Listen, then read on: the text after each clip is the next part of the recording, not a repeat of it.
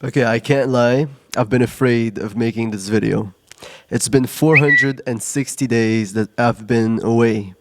And I've seen all the messages you guys have sent me. Are you okay? Why are you not posting? Is something wrong? And I'm here to answer all the questions. So, I'm going to explain to you what happened, what was I doing, and what's coming next. Basically, 460 days ago, I posted my last video. And at that time, I was at a place where mentally it was going really well. It was growing. A lot of people were feeling the positive effect of it. But what people didn't know was that I felt dreadful whilst doing it. It felt as if it was a core, a job, and I was going against the tide.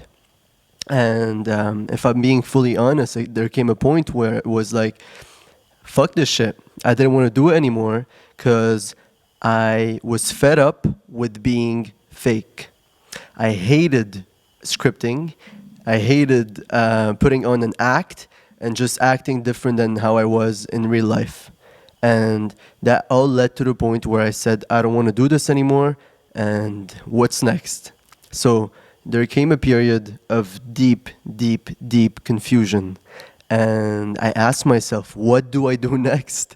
Because I'm a person that's driven to do and to achieve and to serve.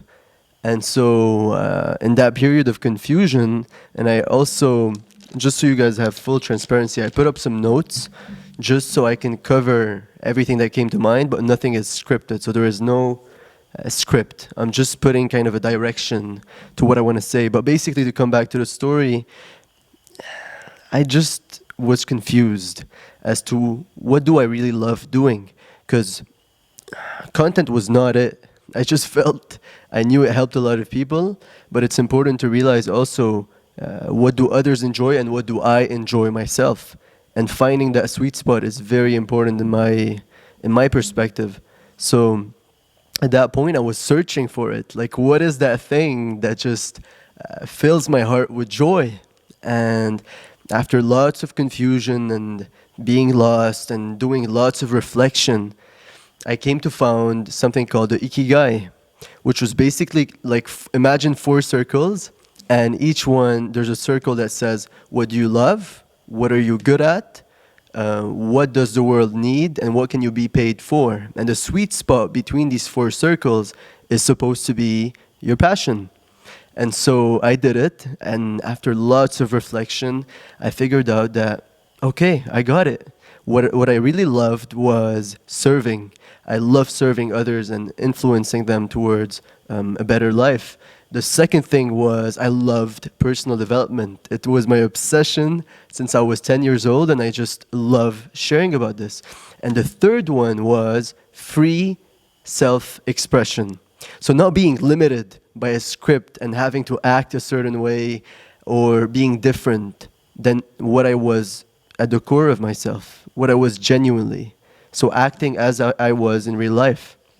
And so the sweet spot between the three, between service, between self-growth, and between free communication was clear in my head. It was like, holy shit, it makes sense. The sweet spot is make a podcast, because then I'm allowed to serve, I'm allowed to talk about self-growth, and I can do it in my own way. But then the other question came to be is, okay, so how do you do it? And that was also a point of confusion. So how do you actually make it happen? And then that's where the chain of events that are magical happened. That was like 380 days ago. I was super confused, even though I found that this was kind of my passion, or what I thought was going to be my passion. And I watched a YouTube video like, how do you find your passion? How do you let go? How do you surrender?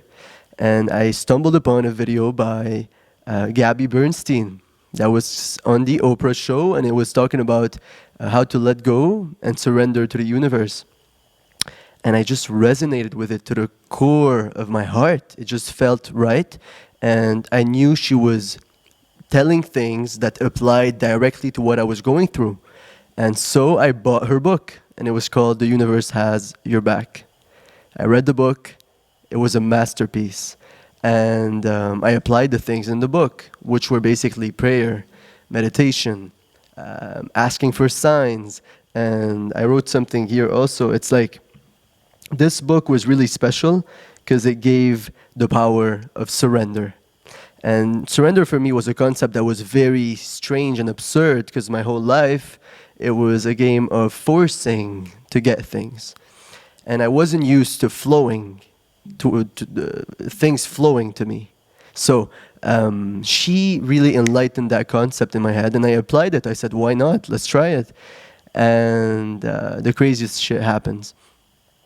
I do a meditation. And before that, I put the intention that I wanted a sign, or I put out the intention that I wanted something to happen to give me that kind of that relief, you know, to know that something good was coming and that I was going to figure it out. What's that next thing, that next passion of mine? So I do the meditation, and in the meditation, I get into the deep state. And I was doing the meditation under a tree. And I don't know what's so powerful about doing meditations under trees, but it has a huge, powerful effect. I think the Buddha's story tells it all. But I do the meditation and I see this vision. I don't know how to explain it, but I see this vision of kind of an angel that does this gesture of relax. Everything you want is going to come. Just relax. Kind of the message was surrender. And I call one of my spiritual gurus and I say, look, I want to do something. I have nothing to do. I stopped this thing I was doing before. I don't know what to do next. He said, relax. Everything that's meant to be will happen. And so I did. I surrendered. And that would prove to be one of the best decisions I've ever done in my life. I didn't try to force stuff. I kept doing my routines in the morning, the meditation, the working out, the yoga, the cold plunges. I kept doing it, but I wasn't forcing things to happen anymore. I was kind of still on my self-development journey, but open to life, saying yes to things. And then the craziest stuff started happening. I had my graduation that was in November in the UK. And my friend calls me, my best friend. He's called Ryan, and he's like my best friend. And he calls me and he's like, bro, after your graduation, just come to Switzerland. Let's have a vacation, man. And I said, okay, why not? So before I traveled to the UK for my graduation, I get a call from also a very good friend called Jats. And he says, yo, bro, I just launched this podcast. I would love to have you on. And I said, okay, let's do it. That's amazing. Let's do it. So I jump on this podcast, I do my graduation, then jump on this podcast, and whilst we do the podcast, I get this pure feeling of energy. My heart just opens, and I felt fully immersed, and it was like I was in my flow. I don't know how to explain it. It's like you watch a football player like Thiago Alcantara, and you just see him, and it's like, wow, or Messi. And you just look at it and you're like, this is art. This is so effortless. And the same feeling I felt with that. So we finished that podcast and I knew that was it. That was the thing I wanted to do next. So Jats had a beautiful studio. We had an amazing conversation. And then when we finish it, he tells me, he takes a Polaroid picture of us together. And he's like, right behind it, your goal for before 2024. And I said, start a podcast. And so I asked him, Jats, bro, you have an amazing studio, bro. You have 3 beautiful cameras, an aesthetic background. This is amazing. How much did you put into it? How much does it cost to start a podcast, legit? And he said like around 10K. At the time, I didn't have 10K. But I just put out the intention. Okay, let's figure it out. So then I traveled to Switzerland with where my best friend is, and I meet his cousin. And his cousin is an Olympic snowboarder, and he's called Pat. And we got to know each other, and we were basically the same. We both were rebels. We both loved to start things and to create and to lead. And I resonated. He became a brother to me. And so then we were talking and stuff, and he was like, look, my Instagram is now growing, and I saw your journey with Mentally Great and how it went so well, and yeah, man, it's like, I said, bro, don't worry about it. We were at a coffee and we just took a paper and just like started brainstorming ideas for a video. I said, let's do it, bro. So we brainstormed an idea for a video. I told him, what's the toughest thing you had to face in your life? And he told me about his injury. And so we wrote a script for the injury that was really genuine and from the heart. And we did the video, we posted, and the video gets 5 million views. And so at this moment, we were all mind blown. Like, this is crazy. And so then, that's when the craziest shit happens. He sees the huge impact of this video and how many people resonate with the story. And I remember still the ending of it was like, challenges are hard to overcome, but without them, success would mean nothing. And this video got reposted by the Olympics. Thousands of people DM'd him and replied to him that this video is so powerful and that it impacted them. And so Pat was like, okay, let's work together. Let's create more of this content. And Pat grew from 60K, 59K to 100K on Instagram in terms of followers. And he was like, let's do more. And can you guess what was the first contract we signed together? It was a contract of 10K. So here, the universe was kind of giving me signs like, look, you put out the intention to start that podcast, I'm giving it to you. Start it. And so then what started to happen was we went on this crazy journey, me and Pat, where we started making more and more content and brainstorming and just putting out ideas that would inspire others. And Pat grew from 100 to 172K in the span of 5 months.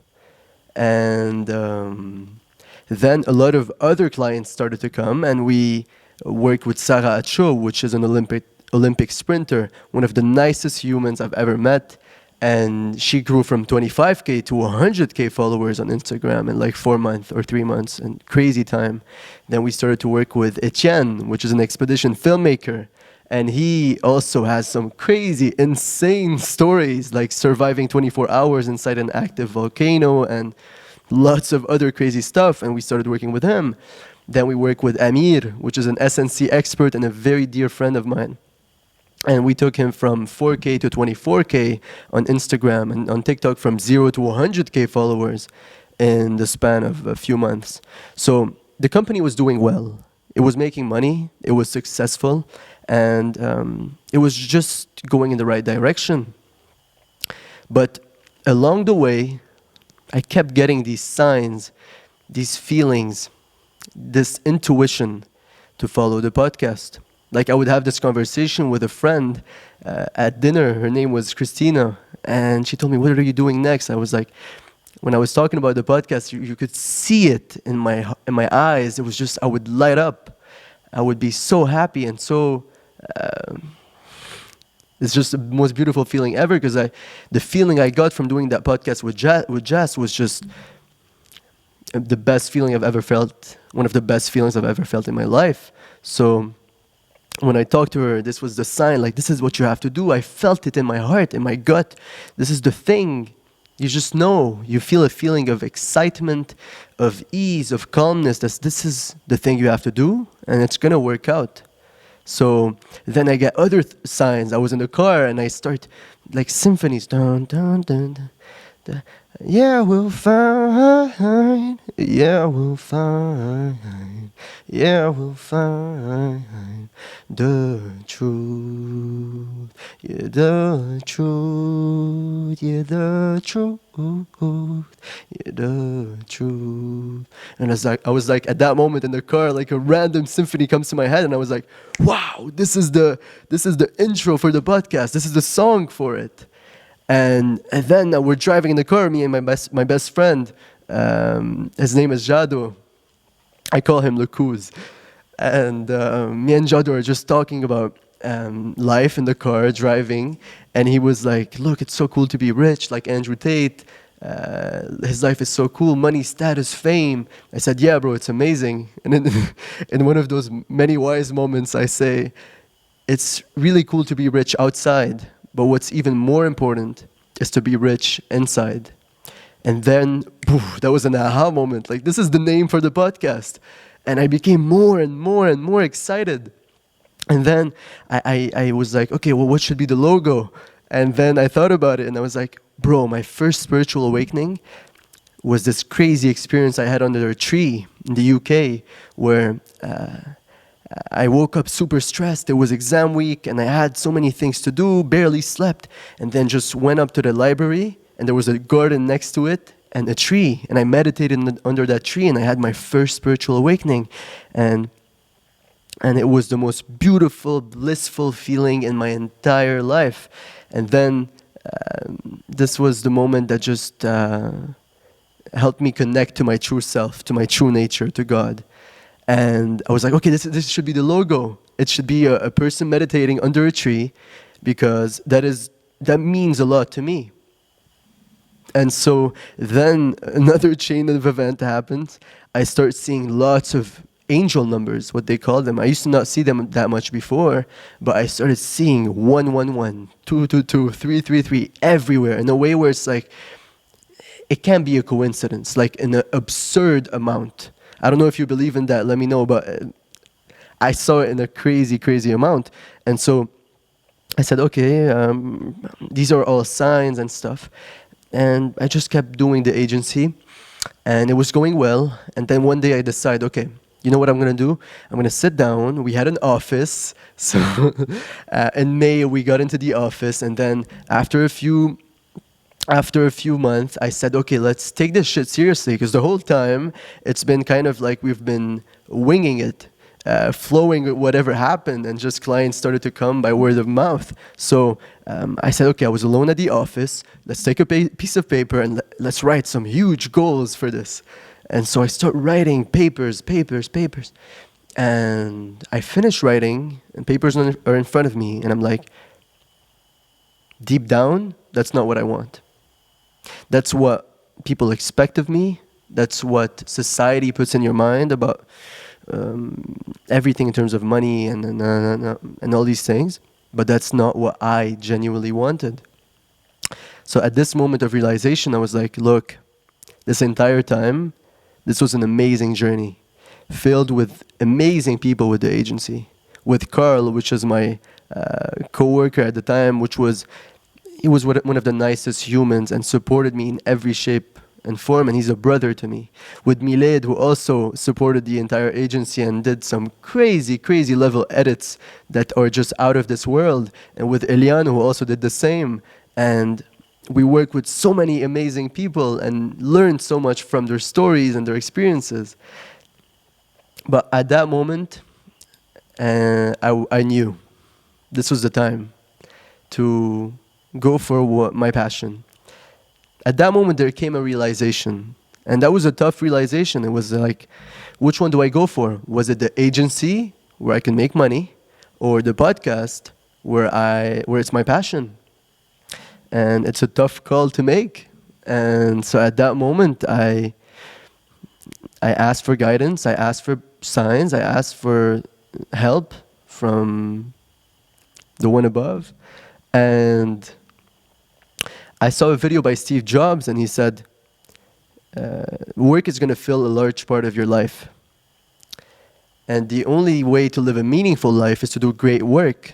And the only way to do great work is to love what you do. And at that moment, I really asked myself, what do I really love doing? And my excitement pulled me towards the podcast and towards starting that vision and towards that direction. And then I asked myself, what am I talented in? And I remembered the Ikigai, and it all made sense. The podcast made sense. And then I saw another quote, which is, if you want to catch 2 rabbits at once, you'll catch none. And it just made sense. Just go with the podcast. But then the crazy. Also, one more thing. I asked myself, what am I genuinely interested in being the best in the world at? And that's a question. And where do I have the most talents to do that? And interest. And for me, the interest wasn't in the agency. It was more in the podcast. So then the craziest thing happens. My friend Pat, I was traveling to Paris to visit my brother. And I went there, and he had a room, and he was away to Madrid for a bit. So I was alone in an apartment. It was kind of a dungeon.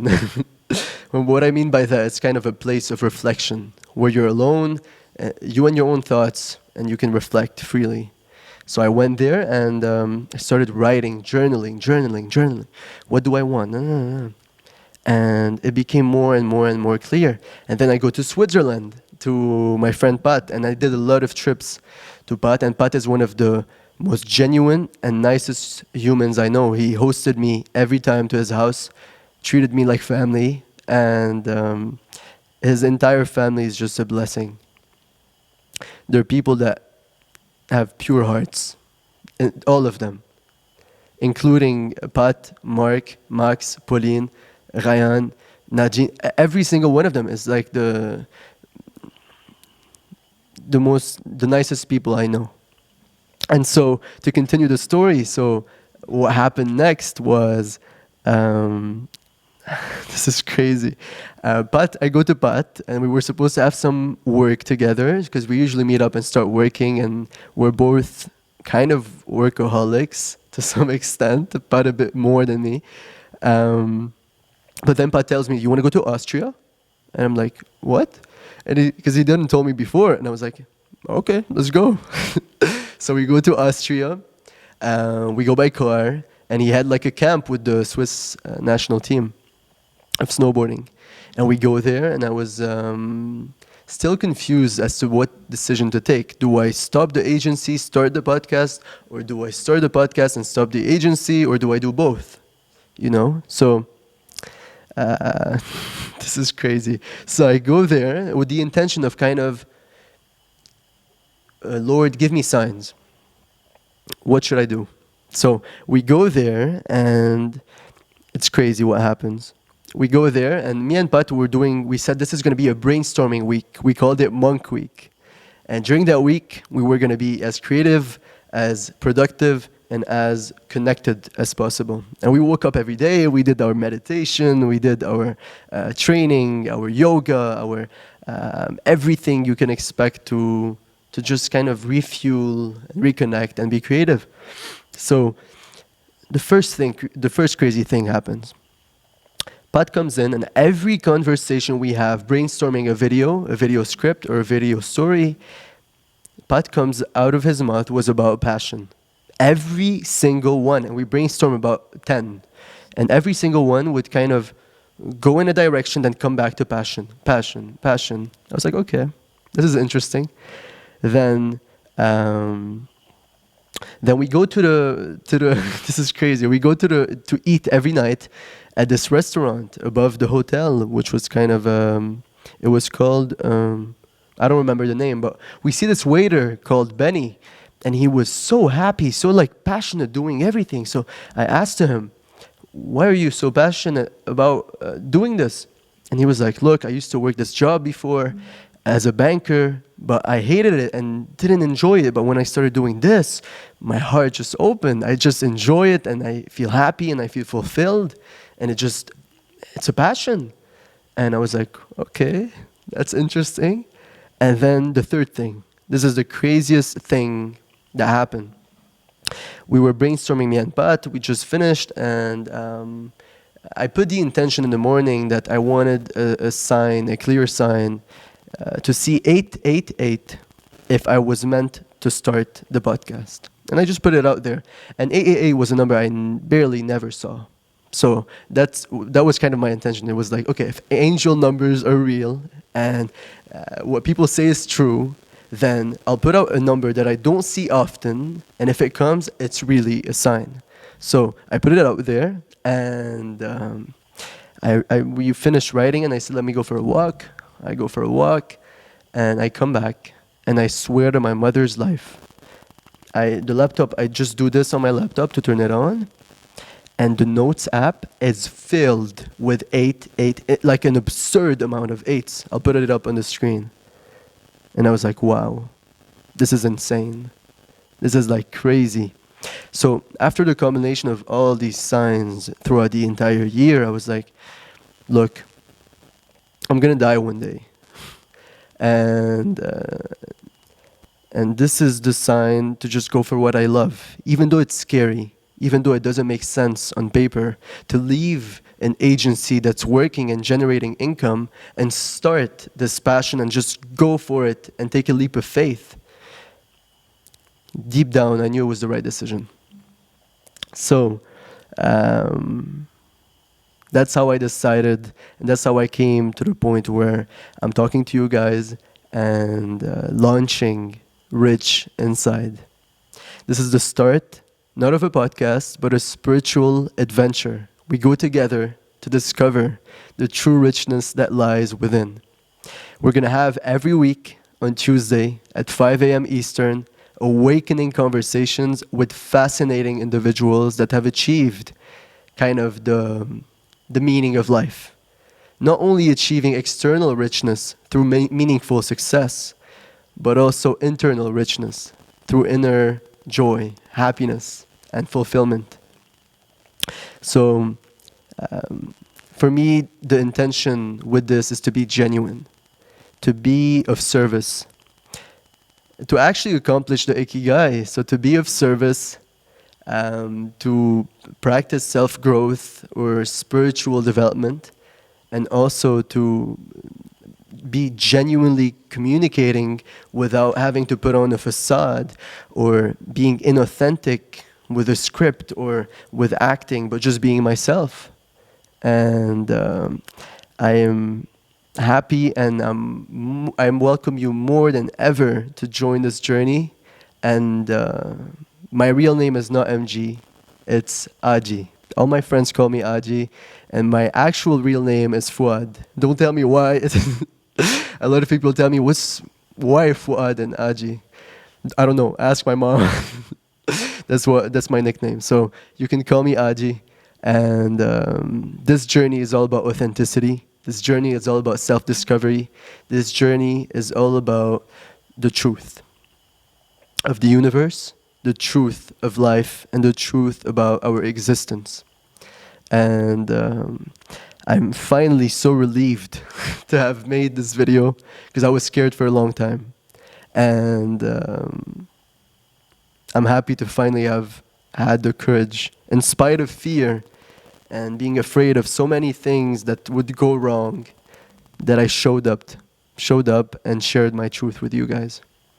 I hope you resonated to some extent, and I want to end this by saying, before I say the quote that I want to say, and I'm going to also release maybe a part 2 explaining why it came to be The Rich Inside, which is also a very, very interesting story.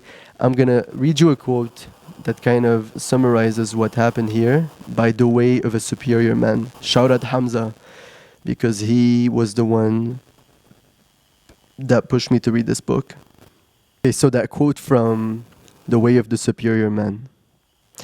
Be willing to change everything in your life. A man must be prepared to give 100% to his purpose, fulfill his karma or dissolve it, and then let go of that specific form of living. He must be capable of not knowing what to do with his life, entering a period of unknowingness and waiting for a vision, a new form of purpose to emerge. These cycles of strong, specific action, followed by periods of not knowing what the hell is going on, are natural for a man who is shedding layers of karma into his relaxation, into truth. So this paragraph summarizes what happened this year with me. So the layers of karma are going out. First, it started with mentally great. And karma is a good thing. It's also service. So mentally great was a huge positive ripple effect on myself and so many people. And then the agency also was the same. And then the layer now that I'm facing, the next mission, the next passion, is the Rich Inside podcast. And so I am incredibly excited to finally be launching this podcast with you guys. And I hope you embark with me on the spiritual journey, because I'm not even close to spiritual enlightenment, and I have a huge, long path to go ahead with.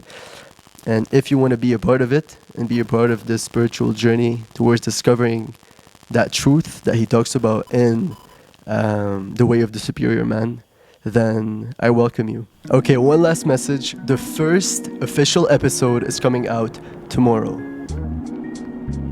First episode with a guest is coming out on Tuesday, the 16th of January at 5 a.m. Eastern with Etienne, Claret, a crazy expedition filmmaker that has done the craziest extreme challenges I've ever heard in my entire life. So I'm excited for you guys to see it and to grow from it, from his experience with extreme challenges. So much love. It's been MG, or Aji as you know me now, and I'm excited for you guys to be part of this journey.